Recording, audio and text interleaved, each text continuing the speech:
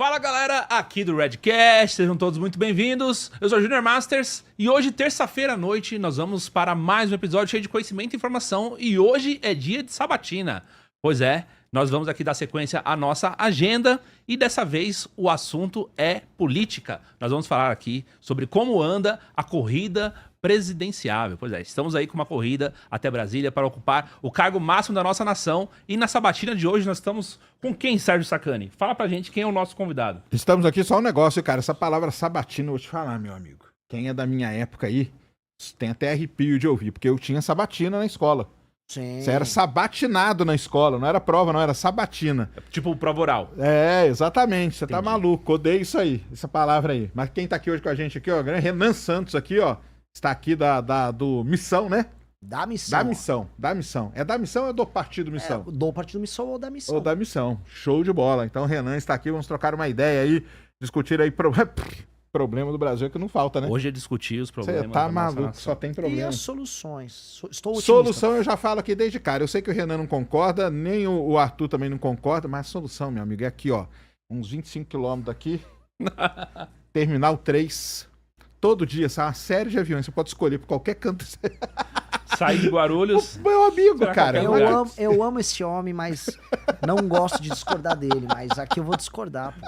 Quero Mas saber. a gente pode, assim, o lance é a geração do Sérgio, é uma geração que viu os sonhos e as perspectivas darem errado. É pior que é E é verdade. verdade. Então quando você vê, assim, todas as expectativas de fazer coisas grandes não rolarem e as coisas que importam acontecerem em outros países, e você ser você próprio um capital humano de alta qualidade e ver que as coisas não se realizam ao redor, você sofre. Eu sei disso. Eu não sou um capital humano de altíssima qualidade como você, mas Que isso. eu sinto, na real, eu sinto essa frustração. E esse é o problema. Por isso que a gente tem aquelas pedras do Brasil, um bostil, é uma coisa meio, já deu errado. Então se deu errado, vamos todo mundo embora, que é a tese. Só que não acho que vai acontecer isso, ainda mais com as nossas aventuras de terras raras que vai rolar nos próximos anos. Só quero ver, hein? Vamos falar muito de terras raras, hein? Nossa Na verdade, Senhora. você viveu o período da hiperinflação dos anos Cara, 80. eu vivi o Você período. pegou... Eu nasci no meio da ditadura, né? É. Pra mim, o pior nem foi hiperinflação, não. Hiperinflação foi terrível e tal, não sei o quê. Mas eu vivi um negócio, uma época, cara, que era chamada reserva de mercado. Foi o pior momento da história do país. E sabe o que é o pior de tudo? Foi o único momento da história do Brasil onde a direita, a esquerda e os militares estavam juntos. Porque a direita, que é nacionalismo, pá, não sei o quê, a esquerda contra imperialismo, papapá, e os militares, que é Brasil e tal. O único momento da história em que os três estiveram juntos, reserva de mercado, cara. Eu falo pra galera, a gente via o tênis Nike, hoje ele pode ser caro, mas na minha época ele era impossível ter. Sim. Você não podia ter computador, entendeu? Computador eram só 2 ou 3 pessoas escolhidas pelo governo que podiam entrar com o computador, aí eles traziam. E eu já falei, cara, foi nessa época que foram criadas grandes marcas. Cobra. Gradiente, CCE. Meu amigo, cara, nossa, pelo amor de Deus, não é bom nem lembrar. Reserva de mercado, ó, os analistas econômicos, eles falam que, no mínimo, a reserva de mercado atrasou o país uns 30 anos. No mínimo uns 30 anos. Sempre que isso vira lobby. Tanto que, perceba assim, a Fiesp, qual a função social da Fiesp? Num país que se desindustrializou. Eles ficaram trabalhando só com reserva de mercado. É. Mesmo a Anfávia, que trabalha com a parte de automóveis, todo o lobby que eles tiveram ao longo das últimas décadas foi Sim. em gerar reserva de mercado. E aí a indústria automobilística acabou. É, exatamente. Olha como terminou. O Então, Marcos Lisboa, que era o grande advogado dessa questão da indústria nacional, das grandes montadoras e tudo mais, vamos proteger não, ele era o contrário. o mercado automotivo. Não, o Lisboa ele era o advogado contra essa tese. Ele abriu o mercado lá pro Marcos Lisboa. Não, ele mudou. Ele foi um cara que mudou de lado. Lisboa? Marcos Lisboa. Que eu sei do Lisboa, ele sempre foi altamente contrário a qualquer tipo de protecionismo e intervenção. Tanto que ele é o maior inimigo da Zona Franca de Manaus, com razão. Sim, o Lisboa, ele é bem do... O Lisboa tem um vídeo famosíssimo, em que ele vai num evento, acho que da Anfávia, que é essa federação, e aí eles, o que fazer no setor? Ele, cara, literalmente o que vocês não fizeram nos últimos anos. Se vocês tivessem direcionado esse lobby de vocês, em vez de ficar protegendo o setor, para ter reformas de É competitividade. isso aí. Porque no fim do dia, todos os assuntos que a gente vai abordar aqui vão bater nisso. Vamos ter uma indústria ligada, vamos dizer, aos subprodutos oriundos das terras raras. Pode falar com o Trump, pode falar com quem quiser. Se você não tiver uma reforma de competitividade, não dá pra ter uma empresa aqui. E se não der pra ter empresa aqui, não vai rolar nada aqui. E este é o problema. Essas empresas, esse lobby, nunca foi a favor dessas reformas de competitividade. Ele só queria cuidar dos interesses mais mesquinhos do setor e o setor termina quebrado. É osso. Aí a única coisa, assim, o colo foi terrível, obviamente, horrível e tal, mas uma coisa boa que ele fez foi abrir, né? Aí quando abriu lá, aí foi uma... Mas isso é terrível, cara, que aquele período ruim, viu? A hiperinflação era também, cara. Hiperinflação, eu lembro que eu ia no supermercado com a minha mãe, cara, ela recebia o salário, a gente ia imediatamente no mercado, enchia 4 carrinhos. Sabe o que aconteceu nessa época? Começou a ter... Olha só que coisa interessante, hein? As casas brasileiras começaram a ter uma coisa que nunca tinham antes: despensa. Sim, bem Sabe lembrado. despensa? Pra você fazer estoque, Pra lógico. você estocar a comida. Uhum. E outra coisa, sabe o que começou a vender muito no Brasil? Que não tinha? Freezer. Porque você comprava carne e congelava a carne. Nossa, você lembrou. E lembra Então, do período que freezer- acabou a carne também? Isso, Essa aí depois época. teve o período. Então aquele freezer horizontal assim, começou a vender no Brasil foi nessa época, porque a gente tinha que ir no supermercado, comprar tudo, porque se você não comprasse naquele dia, no dia seguinte seu salário já não valia mais do que você tinha ganho. No outro dia, pior ainda. E assim ia indo. Então, cara, a gente emendava 4 carrinhos. Tinha um ganchinho no carrinho. Nossa, você tá lembrando. Pô, eu lembro É que você- cara, você quantos anos? Eu tenho 51. É, bom. Eu era uma criancinha, mas eu lembrava de. Esse negócio de colocar o carrinho atrás do outro. É, A enganchar outra um era carrinho no outro. chegar no mercado cedo antes de virem com as Com a remarcadoras. marcação, Pra, isso aí. pra mudar o preço, pra você pegar o preço do dia anterior. É isso mesmo. Aí você, pô, vou comprar com o preço do dia anterior. Tá. Sou fiscal do Sarney. É. É, meu amigo. Sou E fiscal do Sarney. e o remédio pra isso, pra muitos, foi um controle de preços, né? Tinha Foi. controle de preços depois pra tentar controlar essa questão da inflação.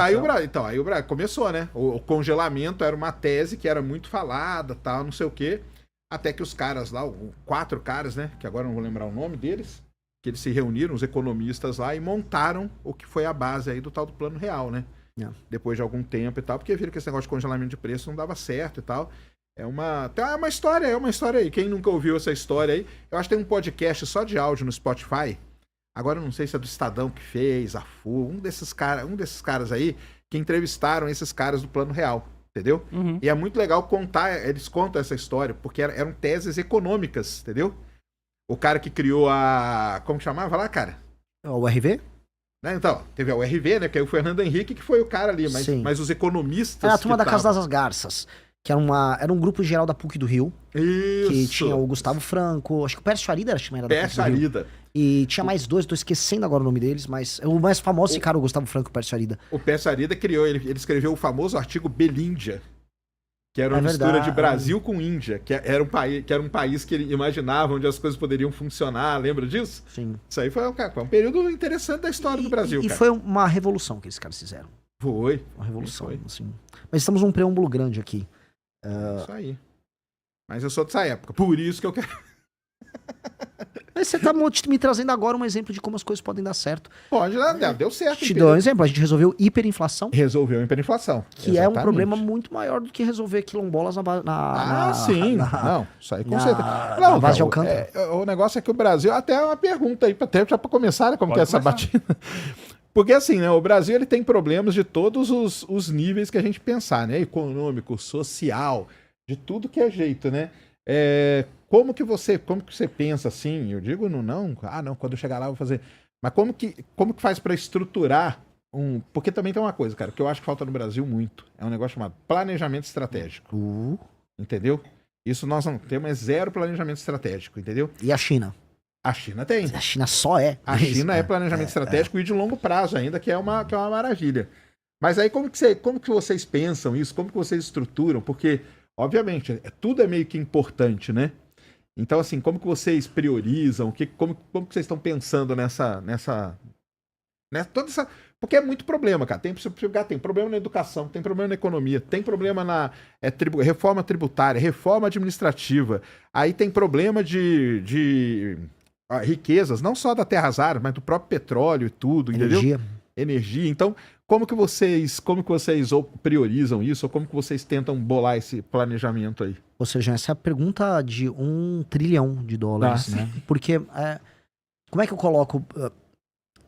A gente, quando estruturou o Livro Amarelo, a gente tentou tornar, vamos dizer, a série de pastas que um presidente teria, os ministérios, num todo coerente.